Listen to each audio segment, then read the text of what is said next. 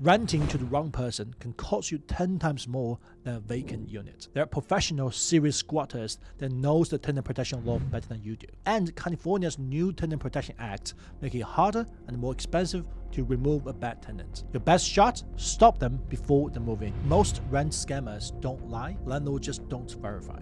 So for example, there are a few red flags when the tenant move in. They can tell you that, hey, they're in a hurry to rent, so they want to move quickly, or they have a really good income, it's too good to be true, right? You don't verify that, but you think it's a good tenant, but they're not. You know, the income is kind of like fake, but you think they're real. You don't verify them, right? And then they can give you all kinds of excuses, not provide the pay stubs. They go, oh, I'm 1099 contractors, or I have some other issues, I'm a new employees. I'll give you an example, right? I have a tenant applicant came to me. He goes, I don't have a pay stub, I'm new here, with other things to prove like my bank accounts, statements or whatever. But I called the employer, and then the employer told me that they've been working there for 6 weeks, but no pay stub. Like, what's going on? The employer verbally tell me that, oh, he's making $50 an hour, he's doing like a good job. Why wouldn't the employer willing to give you the pay stub? Like, if he's been working there for 6 weeks, he should have a pay stubs, right? So those are all red flags that you should be careful when you see tenants like this. They could have references, but you can't verify. So they go, oh, here's my references, but you can't call them, or when you call them, nobody answers. That's a big red flags. So the best way to verify tenants is always calling the previous landlords, and not just the previous landlord, it's the previous and the previous landlord. The landlord before that one, because the past landlords, the previous landlords, or the current landlords, they might lie just to get the tenants out of their property. So it might help the tenant to lie to you to get the tenants out, so it can stop their bleeding. So don't trust what they say. Find the historical rental record, find out where they live before this current address, call the previous and previous landlords to verify if they're good tenants or not. And most likely you can check all their previous records on their credit reports if you ever run one. So make sure you run credit reports. So the gut feeling doesn't really work in the legal contracts aspect of it, but when you feel tenants, when you like screen the tenants, when you meet them in person, the gut feeling still works. If you ask them some questions, they become really defensive, you don't want to answer, and that's a red flag to me, okay? So you can actually sometimes, most of the time actually, you can sense if the tenants are trouble tenants or not. Here are my 6-point system that proven to be working for me. You can use the same thing to verify your tenant. Number 1, credit scores. Make sure the tenant's credit score is a minimum of 680 or more. I personally feel more comfortable with tenants that have 720 score or more, but it's up to you, right? But minimum 680. Number 2 is income to rent ratio. Make sure they make 3 times of the rents as the income, a family as a whole, to make sure they have enough money to pay the rents. For example, if your rent is $3,000, you better make sure they're making more than $9,000 a month, because they have to pay taxes, they have living expenses, they have other obligations they have to pay. So make sure that they have enough monthly income to cover the rents, and make sure they don't have other debts, a lot of other debts they have to pay. Say, for example, they don't have a lot of maxed out credit cards they have to pay off, right? Make sure that your tenants can comfortably pay off the rents to you instead of stretching about it. Number 3 is the employment history. So ask for pay stubs, ask for bank accounts to verify the pay stubs. So for example, I'll give you an example, all right?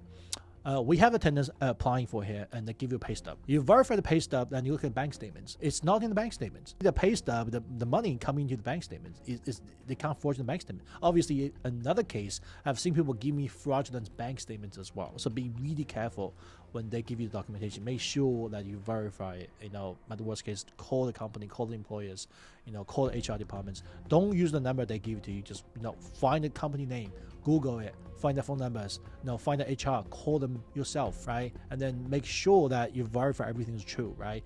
Number 4 is rental history. Make sure this tenant doesn't have a previous eviction records. Of course, that's a minimum. And of course, also always call his previous landlords. Like I said earlier, don't just call his previous landlords. Call his previous and previous landlords. Do not trust them to give you the correct number. It could be their friends pretending to be the previous landlord. Make sure you find out where they live. You can find out the address from the credit reports. Then call the previous landlord. Find out the number. Find out who the owner is. You can check the title reports. Find out previous owner. Find out previous owner. Make sure you call all of them. Make sure you verify these tenants have a good rental history. Right? He's not a trouble tenant, or he could be, or he could be like not paying the rents, but they had a settlements with the landlords, so it doesn't show up as a eviction record on his credit reports. So calling the previous landlord are very important. And number 5 is background check. And make sure you do his multi-stage criminal background check. You do not want a criminal living in your properties, because it can do all kind of crazy things, okay? I'm going to be stopped right here. Just be careful. Make sure you do the criminal background check, multi-stage. Don't forget, it's really important.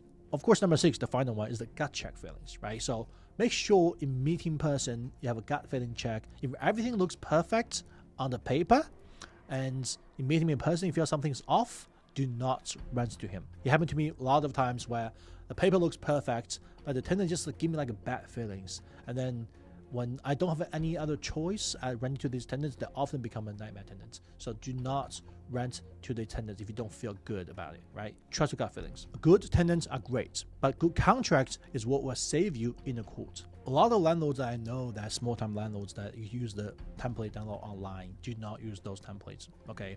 Especially in California, the law keeps changing. Make sure you're using a rental contract that's getting updated real time.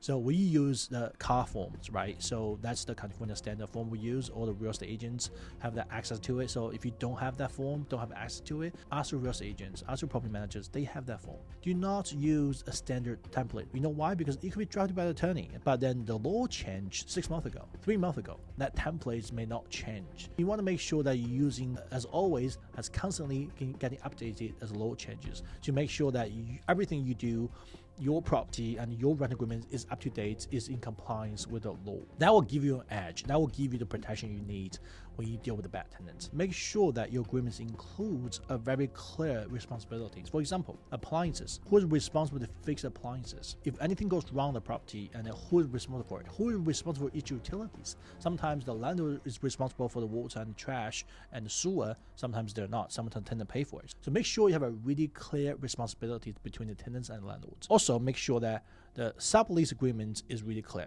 Do you allow your tenants to sublease the property to other people? Do you not?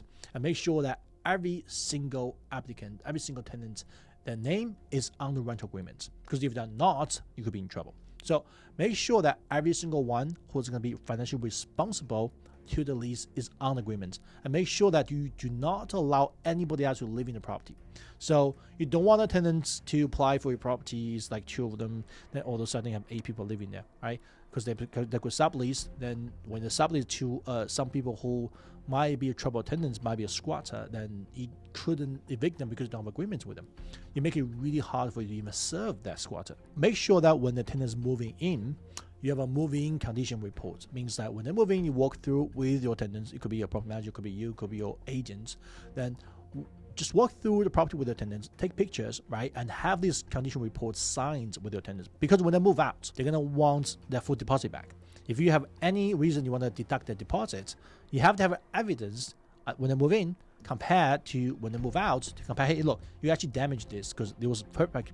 Because this, say, for example, these blinds or these appliances or this floor was perfect before you move in, now it's damaged. So you have to pay for it, right? But if you don't have the evidence, then you can't fight it. You're going to have to give them full deposit back. Make sure that you have rental insurance requirements. Make sure your tenants place a rental insurance before they move in. Also, make sure you have a clear responsibilities on the maintenance. What maintenance job should be done by tenants, what is done by you, okay? And you can make sure that if tenant caused the issue, they pay for it.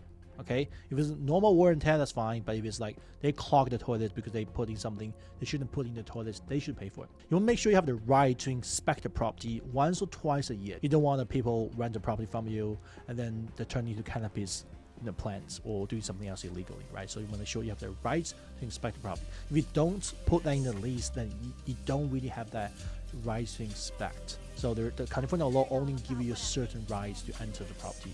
So you make sure that you have that addendum, have that inspection rights right into your lease. Leave a comment, let's talk. Because learning from each other is how we all stay future-proof.